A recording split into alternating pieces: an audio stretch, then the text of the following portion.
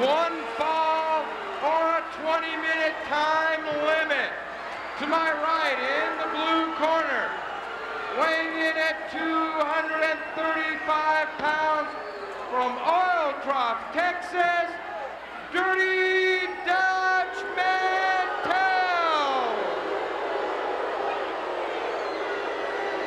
To my left, making his return to Houston Wrestling, weighing in at 261 pounds from Kansas City, Missouri, Hacksaw Butch Reed.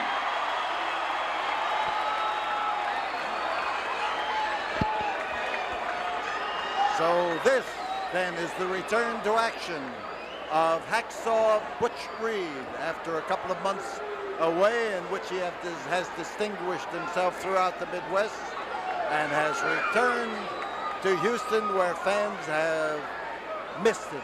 Let's put it that way. A lot of inquiries always about Hacksaw Butch Reed and when is he returning. He's back, and here he is ready to face Dutch Mantel.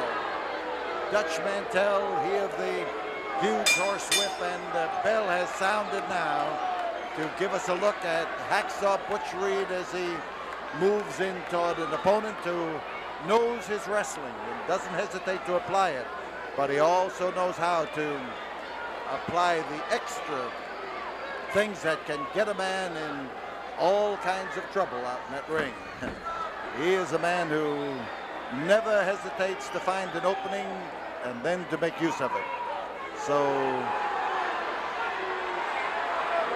Mantel catches a ribbing from the audience on one side, and Mantel is trying to show his muscles against a man who has more muscle than Mantel could ever possibly use. Mantel has a solid wrestler's body, and Hacksaw Butch Reed has that touch of weight training that always gives the muscles definition, always gives added power, and Reed is ready. And you know, if you want to know whether Reed is ready, just watch Mantel. He's not rushing in there. He was trying to cool off that opening edge, trying to confuse him. And there's the power of Hacksaw Butch Reed. There's the man who can get on that bench press and press 400, 450, 500, go over 500, depending on how he feels that day. He's a man with a great deal of power. Dutch Mantel. Mantel, of course, is the classic wrestler when he sticks to it, who says you don't need all that muscle. You can do a job on a man without it. But he recognizes the power now of Butch Reed, and you see him trying to, again, throw up that smoke screen, again, keep Reed from putting forth with 100% effort constantly by changing the pace of the match. Side headlock for the Dutchman. Finding the nose of Butch Reed, getting after him to lay the knuckles in there and to keep the referee on the blind side. That's Mantel. He come off with a shoulder butt on a man who should know what to do with it. Whoa.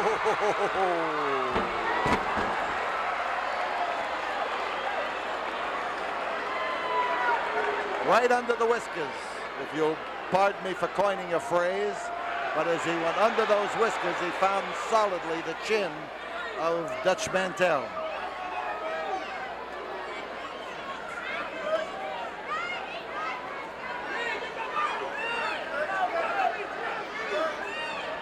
So there's Reed, and now with Mantel in the picture, you see a man who is worried about the next move that he's going to make.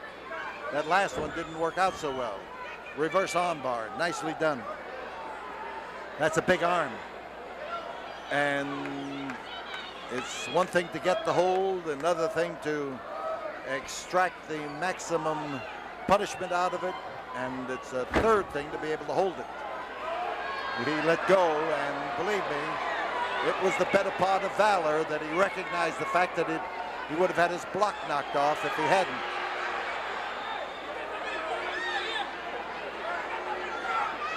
So Reed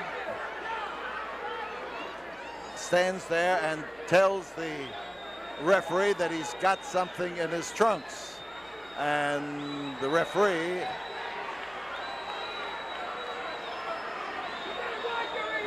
looks at the garment.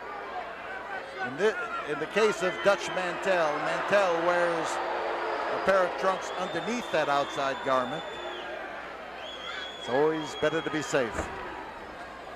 So as they come together, they clash in that referee's hold, and it's Reed against the ropes, and Reed making the move. Look at that Dutchman. He got out of the ring so fast, his head got ahead of his feet. He started out with his feet, and the whole body went sliding across there and out. And I don't blame him. Reed is a formidable foe. 5 minutes have gone by. And arm drag, and he bounced him to the deck.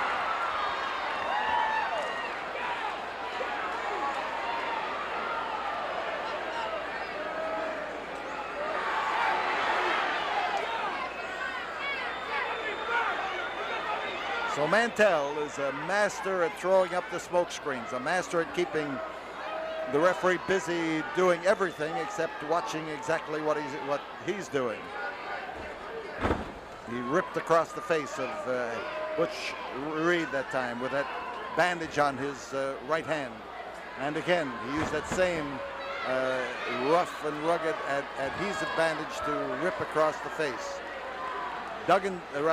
Reed down, and Mantel trying to make sure he stays there by getting in behind him. The crowd now starts their staccato clapping. They're trying to root the Hacksaw home. Plus, with Hacksaw Butch Reed in the Mid-South area again, that means we've got two Hacksaws. We've got Jim Duggan and Reed. Now you'll note that Mantel has gone after Butch Reed's arms. There are a lot of wrestlers who would disagree with him, and because they know that the strongest part of Butch Reed are those powerful arms of his. And what you should be doing is looking for the weakest part of the opponent instead of the strongest. Mantel knows it, but sometimes you get too proud to look around for the weak ones, and you want to show the fans that you can beat a guy by going after his strong points. It's usually when you lose a match. So Reed fights to try to jerk that arm out. There's the pull down.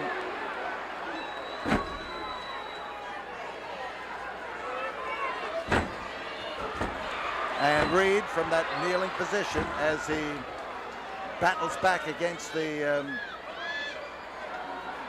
varied attack. And now you see what he's doing. Now he's going after the knee. And he's going after a knee that is wearing a support, an orthopedic support, and slamming it down against the sharp edge of that. And it is a sharp edge, I'll tell you. Not a cutting edge, but most certainly not a rounded one. And as your leg hits, you're in trouble. Mantel, a workman in that ring, a man who knows his way around. He's not going to be pushed around by anyone without putting up a fight.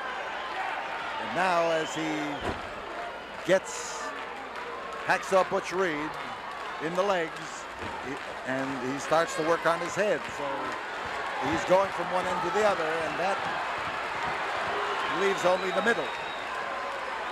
Crotch hold, the lift, the slam, and here is Mantel with that elbow. He's on top. We could have a fall. There's one, there's two, but you don't pin Hacksaw Reed without a maximum of effort. Oh, how he hit. Oh. Now there is an opportunity for Butch Reed. As Butch rises, he is ready. He was ready there with his foot. He was ready with his fist. And now as he moves in on Mantel, he is determined.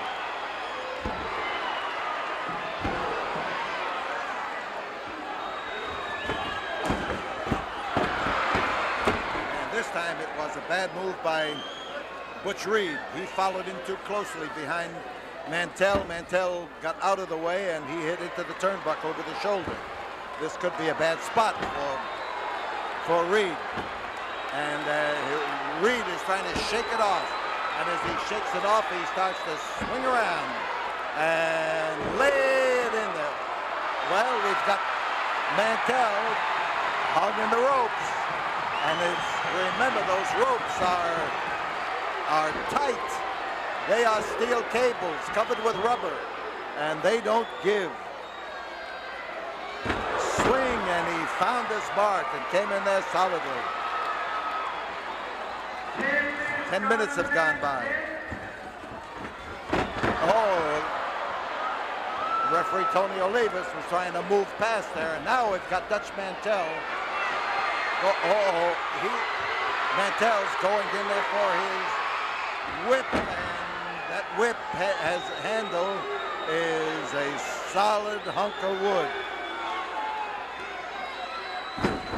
Mantel may have won a match in just that fashion. No, Butch Reed's got out, and we mentioned the power of his arms. We mentioned the hours he puts in the gymnasium with those huge weights. It just paid off. There's no easy way to get any place. And Butch Reed got there where he is, the hard way. Drop kick. And now as he goes after Mantel, Mantel puts a stop to it and tries to set him up. Clothesline, and oh, a beauty. So the lift, he's gonna lift him over his head. He does, and crashes him. There's the count. There it is.